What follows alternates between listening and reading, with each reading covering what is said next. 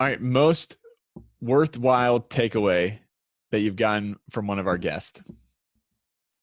Honestly, I think it is a little bit of the combination of a lot of what the guests are saying.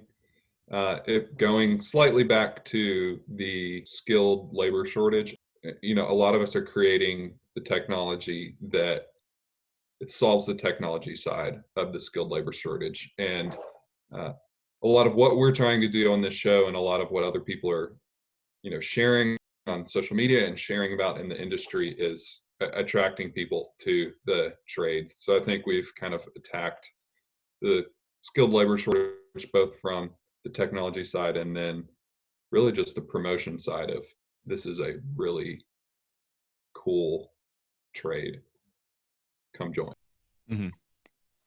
I think the biggest one for me is do what you love. Because when we've had people on like Jonathan Marsh, who's working with MCAA with this cool tech lab, he literally just spun this up out of thin air, and now he gets to just test equipment for MCAA and bring it to people's doorsteps, I think, with those reviews, and that's just so cool. But the people that we interview have bounced around a lot, but they've always ended up where they're supposed to be because they're working in what they're passionate in, especially in the case of Jonathan, but also, Sharon finding her way into the BIM space, and Mark finding Sharon, and just seeing Josh Bone make it over to Nika this past year. Everyone's kind of landing in their ideal role because they bring so much to the table because it's their passion. Mm-hmm. And it's really cool to see where the industries have gone in these past few years and where our interviewees have ended up, even from when we interviewed them. It's awesome. So just follow what you love. Just keep moving forward. Yeah. Yeah. I think that's great. One of the standouts was in a recent episode with Nathan Wood, Shared Pains, the power of words and digital transformation.